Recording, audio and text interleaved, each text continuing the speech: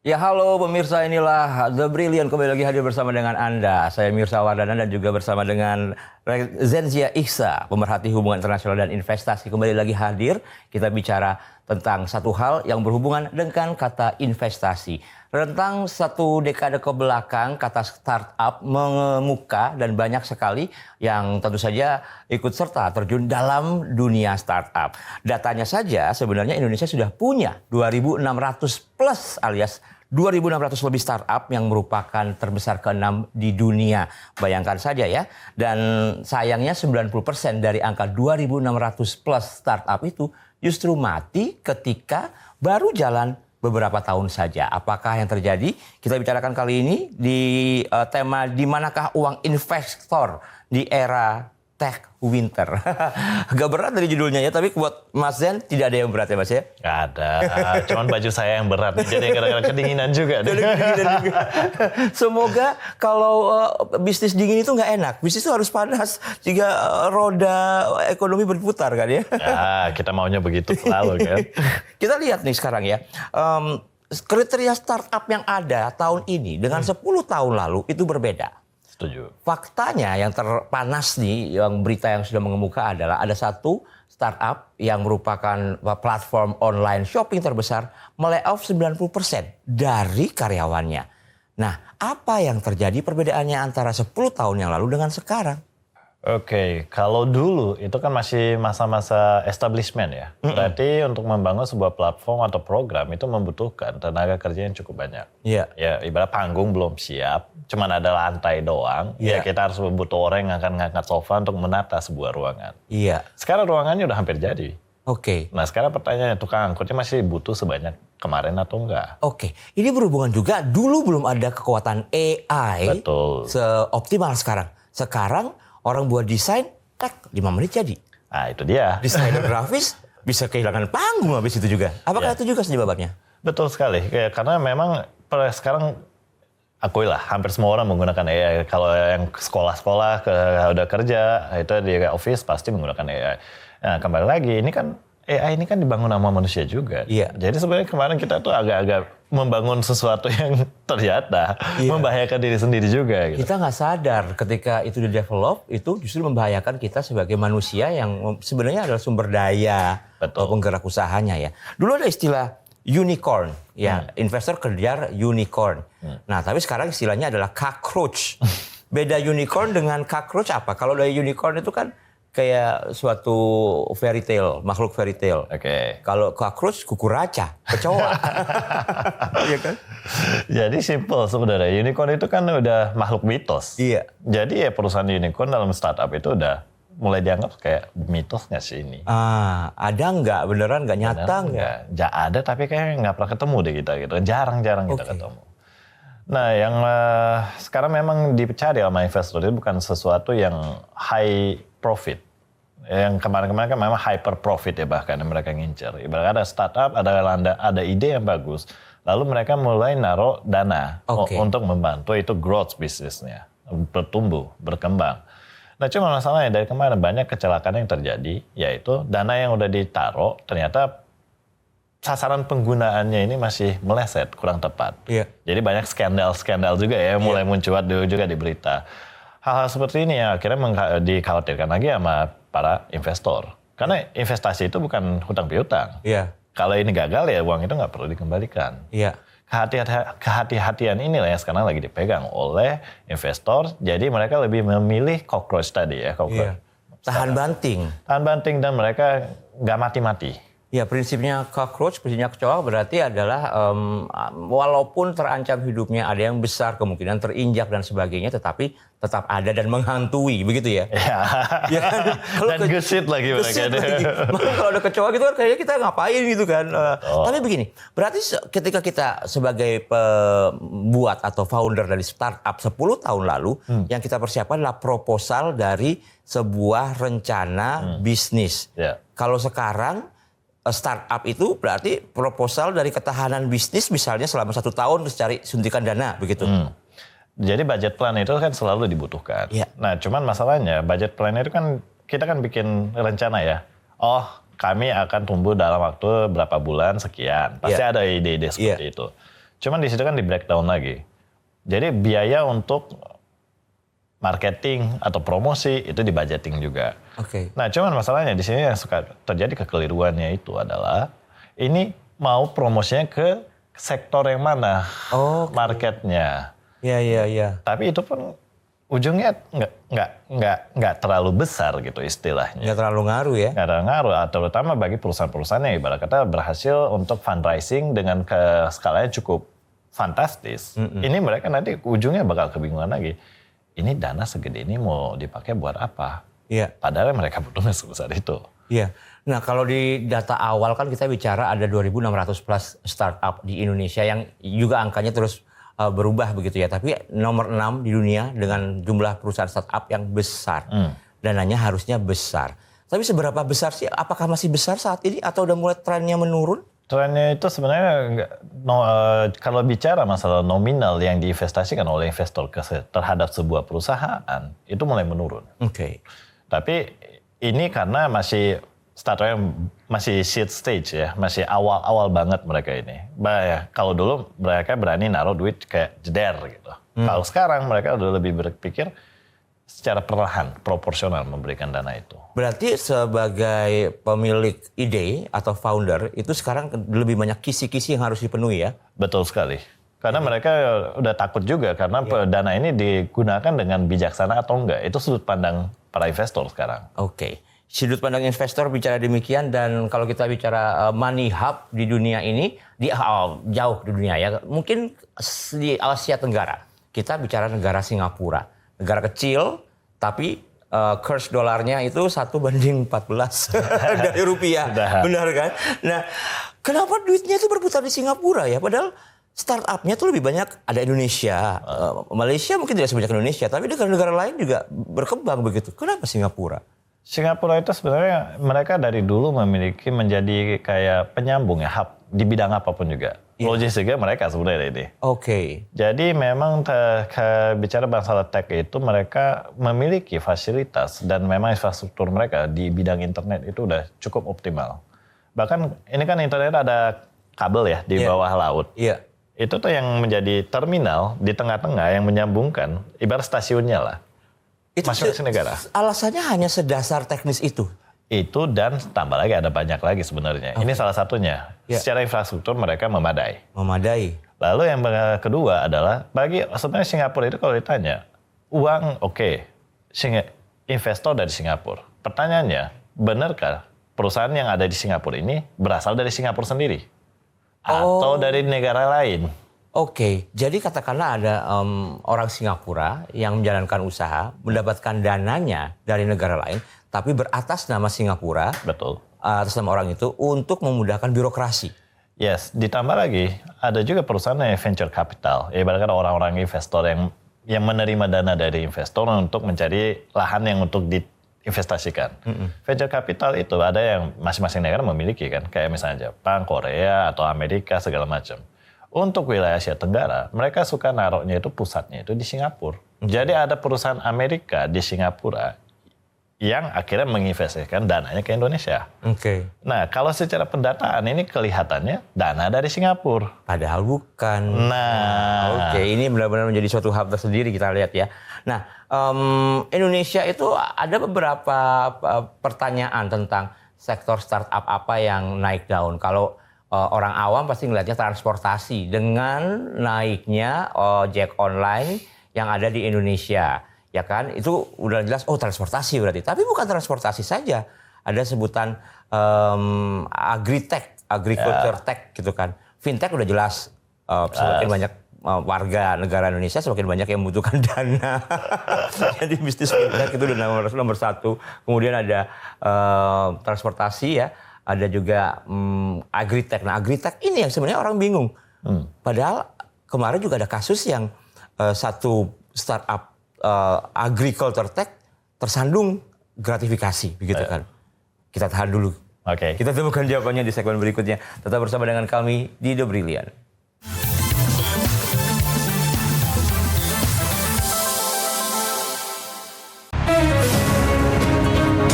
Di tengah perubahan dan dinamika bangsa, ada isu yang memerlukan sebuah solusi. Pemerintah berkomitmen dengan DSI ini karena melihat visi besarnya. Secara utuh, pemerintah benar-benar melakukan efisiensi itu dalam pengertian perilaku hidup sederhana. Bersama narasumber terpercaya, mengulas topik terkini untuk negeri. Indonesia Kita, Senin hingga Jumat pukul 7 malam. Hanya di Garuda TV. Ekonomi Indonesia bergerak dinamis dari masa ke masa. Jadi rupiah 17.300. Tapi yang jadi pertanyaan kan kenapa orang still keep buying dolar? Namun di baliknya, adakah risiko yang tersembunyi? Harga minyak dunia tuh naik turun. Kan di beberapa Forbes misalnya mengatakan bahwa rupiah ini mata uang yang terburuk. Saksikan analisis tajam di F2F setiap hari Minggu pukul 7 malam hanya di Garuda TV. Intip lebih dekat aktivitas Presiden dari agenda kenegaraan, pertemuan strategis, hingga momen-momen penting di balik istana. Bahwa rakyat kita ingin melihat bukti. Sudah terlalu lama saya merasakan ya. Ikuti setiap langkah dan kebijakan yang menentukan arah bangsa dalam Jendela Istana Akhir Pekan setiap Sabtu dan Minggu pukul 5:30 sore hanya di Garuda TV.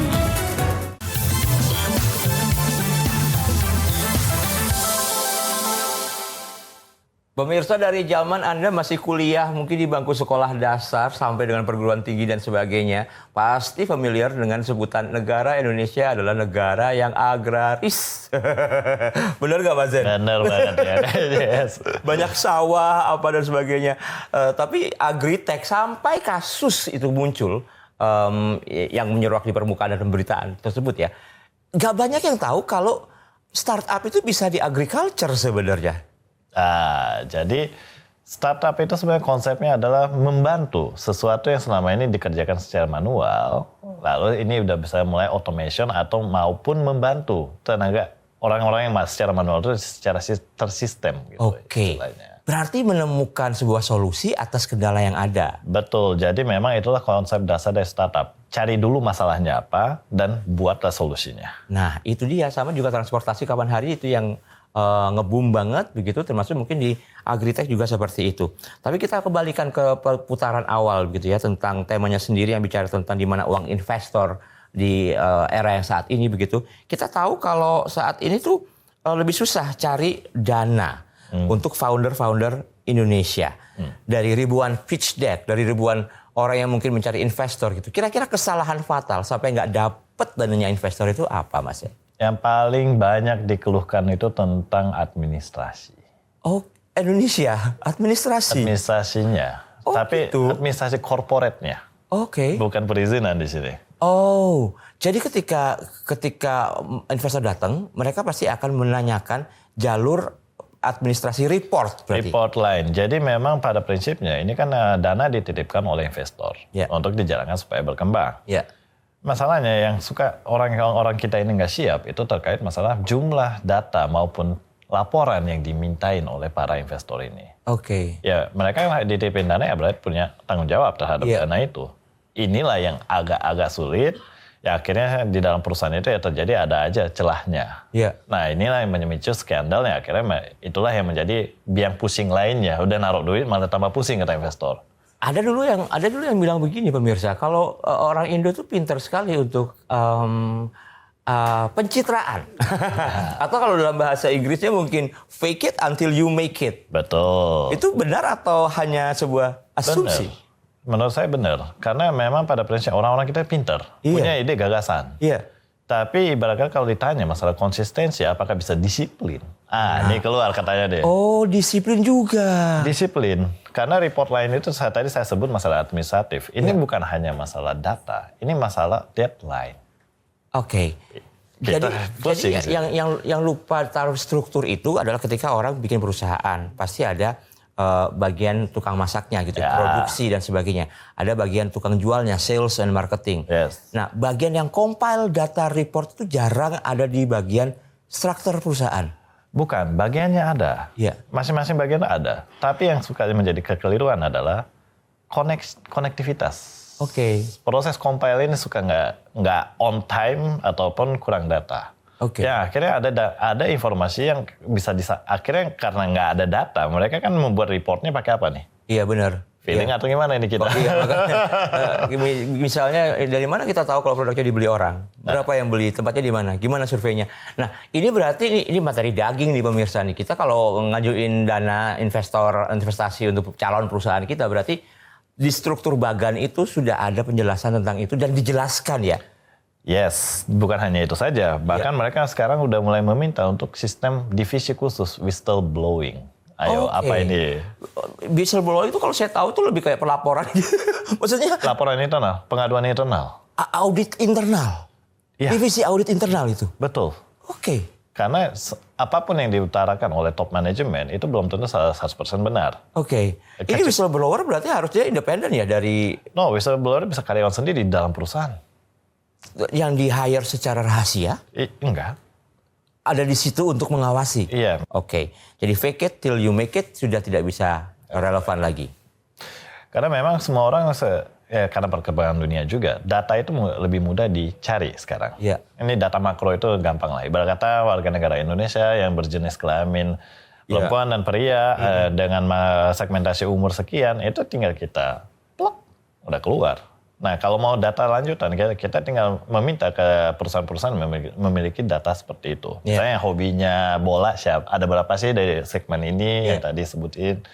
Jadi ibarat kata, pasar itu udah bisa dianalisa secara mandiri tanpa kita lakukan sendiri. Udah ada data globalnya lah istilahnya. Iya. Nah, kendala yang suka terjadi di lapangan itu, ini orang-orang startup ini kan kebanyakan kan tadi sudah saya sebutin juga ya, ada masalah. Lalu mereka menyebutkan solusi. Iya. Kendalanya masalah itu apakah tetap sama selama 10 tahun ke depan? Oke. Perubahan-perubahan ini nih. Iya, iya. Ini butuh adjustment sebenarnya. Walaupun jangannya sedang kita menyusun solusinya, masalahnya bergeser sedikit demi sedikit. Iya, benar-benar. Nah, kalau tidak mau didikte oleh uang asing gitu ya, investasi. Apakah masih ada sekarang? Maksudnya yang idealismenya tinggi? Ada, tapi kembali lagi sebenarnya itu masih ada. Cuman masalahnya ini rata-rata orang tuh merasa ini sulit dikendalikan. Ada investor tuh ada dua jenis juga Mas sebenarnya. Yeah. Ada juga orang-orang yang mau ngontrol. Yeah. Ada juga yang let it flow modelnya. Ya udah selama itu ide kamu dan menurut kami masuk akal, lu dijalanin aja. Oke, kita bicara negara sekarang, negara investor begitu ya. Jepang adalah negara investor Asia ya, yang paling sering masuk di Indonesia, betul nggak? Salah satu yang masuk. Dibanding China saat ini?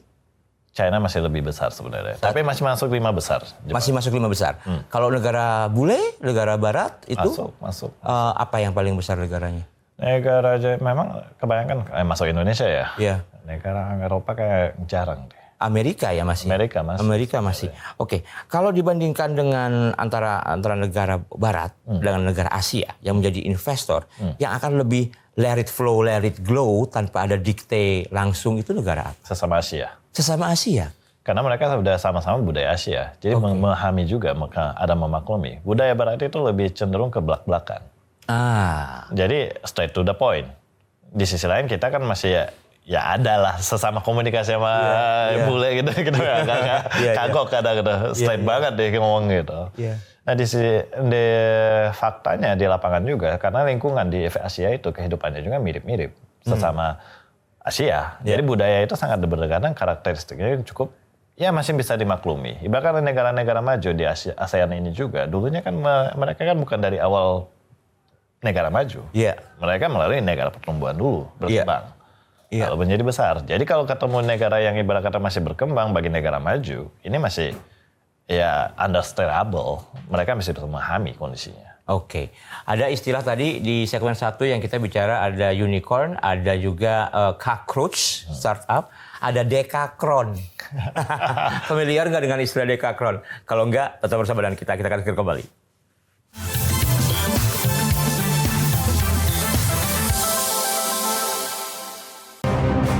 Dari darat, laut, hingga udara, inilah pasukan khusus yang siap melaksanakan misi paling berbahaya. Saksikan In Militer, Senin hingga Jumat pukul 1:30 siang, hanya di Garuda TV.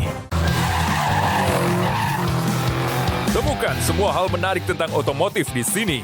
Dari inovasi terkini hingga aksi seru di arena balap, kami hadirkan. He's off, George Russell makes a mistake, Kimi Antonelli takes the lead. It is, taking him down. Ralph Fernandez then on the inside of these two. Informasi lengkap dari nasional hingga internasional. Saksikan Otomotive setiap hari Minggu pukul 8:30 pagi hanya di Garuda TV. Here's Jesus, this time he scores. Simak aksi terbaik dari berbagai cabang olahraga, rekap momen epik yang tak terlupakan, hingga kabar terupdate dari arena dunia. That's it, over the line, who's it going to be?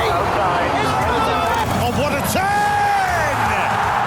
Saksikan Sport 8 Update Senin sampai Jumat pukul 1 siang hanya di Garuda TV.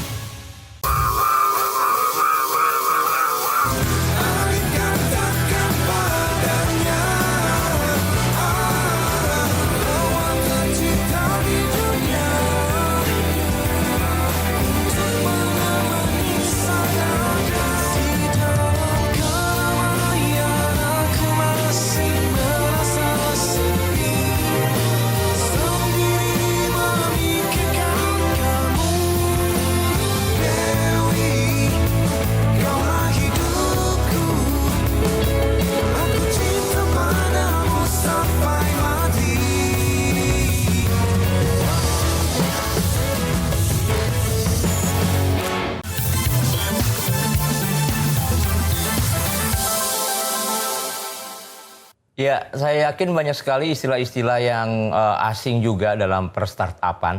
Kalau tadi ada unicorn, kemudian ada yang sekarang populer itu adalah cockroach. Berarti artinya cockroach itu yang bertahan banting, itu di bawahnya unicorn. Unicorn itu sekitar investasi 1 miliar US dollar. Kalau Decacron, Ya 10 miliar.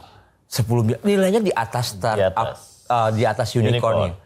Kalau unicorn aja udah nggak diminati ke cockroach, berarti Decacron makin nggak terjangkau ya? Bukan nggak diminati, mitos. Oh iya, unicorn itu masih mitos, apalagi Decacron ya? Ya, tapi Ya. Decacron memang yang paling banyak itu memang kayak ibarat kayak Google, Amazon dan kawan-kawan udah skala besar. Ya. Ibaratnya kalau sekarang kayak kita bicara masa startup yang ada, ya memang ada kemungkinan menjadi unicorn maupun Decacron. Iya. Tapi masalahnya sebelum perjalanan itu ya banyak yang rontok ya, tadi 90% yang rontok sebelum menjalani itu.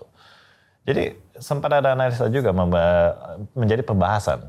Jadi ini sebenarnya perusahaan-perusahaan yang ibarat startup itu, mereka ini runway-nya berapa lama sih sebenarnya? Runway, jalannya berapa lama? Jadi itu sekarang mulai mereka berpikir para investor mematok di 2 tahun. 2 tahun udah mulai BEP harusnya, Ya, mulai terima profit ya. Ya, mereka udah berpikir seperti itu. Tapi ya faktanya memang nggak semudah itu. Iya. Oke, kita bicara tentang aturan di Indonesia begitu. Di salah satu episode The Brilliant ada bahasan yang kita ambil intisarinya adalah di Indonesia itu banyak formulir yang harus diisi. Antara formulir yang harus diisi atau materi yang harus diselesaikan gitu. Tapi ada regulasi kayak PPPSTE, Peraturan Pemerintah tentang Penyelenggaraan Sistem dan Transaksi Elektronik, ini berhubungan dengan ITE, dan Undang-Undang Perlindungan Data Pribadi. Nah, apakah itu juga akan ngaruh undang-undang seperti itu ke startup dengan ada AI, dengan ada apa dan sebagainya? Ya ibaratnya PR-nya bertambah. Jadi yang tadinya ini kebanyakan kan startup ini mereka kan mengolah B2C. Oke. Kebanyakan kasusnya. Bukan B2B. Betul. Nah, konteks ini berarti kan mereka menghimpun data pribadi dari usernya. Nah, PDP ini Peraturan Perlindungan Data Pribadi, ini PDP ini udah mulai menyala ya, berarti mereka itu harus menjaga lagi, harus membangun sistem supaya ini nggak kebobolan. Ataupun flow work-nya ini harus diatur lagi, working flow-nya ditambah lagi masalah siapa aja yang bisa membuka data ini, siapa yang nggak bisa, segala macam di internal. Jadi harus dibikin lagi manualnya di dalam. Oke, berarti masih ada celah di antara peraturan yang ada dan masih kondusif ya kurang lebihnya. Sekarang peraturan itu justru memperketat supaya itu nggak terjadi. Oke. Jadi kewajiban. Kalau dulu kan memang kita agak-agak ya kita pernah lah ditelepon dari penelpon yang nggak jelas, the marketing menawarkan produk. Iya. Ini orang dapat dari mana? Iya. Nomor handphone kita. Iya. Itu yang dicegah sekarang. Ya oke, berarti kalau kita bicara tentang pekerjaan yang akan tercipta di startup digital itu saat ini berarti lebih banyak operator dari teknologinya kah? Iya, kebanyakan kasus seperti itu. Karena yang ibarat kata kayak call center ya, bisnis ya. Iya. Itu kan sebenarnya banyak startup maupun teknologi yang bisa disisipin di situ. Iya. Sekarang orang-orang call center itu belum tentu orang yang nelpon loh. Belum tentu manusia. Iya. Udah mulai kan itu kan? Iya, udah banyak pekerjaan yang mencari model AI untuk merekam suaranya menjadi penjawab dari itu. Betul. Tapi kan kembali lagi kalau komplain dari customer itu AI belum sanggup. Oke. Ya orang mau ngamuk, ya kalau ditanggapi sama AI makin ngamuk. Iya benar-benar rasanya itu masih celah untuk pekerja-pekerja Indonesia yang jumlahnya banyak sekali. Oke, kalau tentang sustainability Gen Z, ini sekarang nih, saya kan juga suka ngajar-ngajar gitu ya. Sekarang yang ditugaskan oleh instansi baik pemerintahan ataupun perusahaan adalah mereka yang berumur Gen Z. Katakanlah begitu. Untuk bisnis communication kah, untuk apa dan sebagainya. Nah, Gen Z ini sustainable nggak sih sebenarnya dalam dunia kerja yang ada? Mereka ini bahasanya mungkin saya sebut sebagai generasi yang haus dengan pengalaman. Haus dengan pengalaman, berarti mereka cari pengalaman? Pengalaman, tapi begitu itu udah membosankan langsung pindah lagi. Oke, berarti apakah ini celah bagi kita yang Gen Z, tapi mau bertahan dan mungkin digaji lebih kalau kita mengajukan katakanlah proposal, nih gue gak akan cabut nih tapi lu akan dapat gini-gini. Karena rata-rata Gen Z ketika mereka udah dapat apa yang mereka cari, mereka keluar. Iya. Mereka tidak takut untuk tidak dapat kerjaan. Itu lebih bermakna bagi saya. Karena ibarat kata, ya ini untuk mempertinggi ya, menaikkan harga self value juga. Ketika orang yang semuanya belok ke kanan, kalau kita belok ke kanan juga, ya kita one of them. Iya, kita nggak ikut value ya. Iya, kalau kita belok kiri berarti kita the only one. Oke, pilih mana nih? Dalam promosi riding the waves itu penting, tapi kalau dalam mau menaikkan promosi diri sebagai karyawan atau apa, berarti jangan riding the wave. Nanti malah kita keikutan yang jeleknya gitu ya. Iya, itu kan jadi one of them benar-benar nggak ada specialty gitu. Ya, nggak ada specialty, benar. Ada juga pemirsa yang disebutkan bahwasanya Indonesia itu banyak ide. Tapi apakah cukup sebuah ide tereksekusi dengan baik untuk menjadi cuan? Nah ini pertanyaan yang besar. Hari ini kita bicara tentang kemana duit investasi. Duit investasi pergi ke suatu hal yang praktis dengan disiplin yang tinggi dan juga menjanjikan pelaporan yang tepat waktu, begitu ya? Betul. Apakah ide yang cukup bagus itu akan menjadi suatu motor penggerak sebuah perusahaan? Tunggu, kita akan balik di episode berikutnya. Kita pamit dulu kalau begitu. Okay. Mas Jan, terima kasih. Kita ketemu di episode berikutnya ya. Oke, siap. Iya. Pemirsa, terima kasih telah bersama dengan The Brilliant. Kita akan segera kembali di episode yang bicara tentang ide. Apakah cukup atau tidak? Sampai jumpa.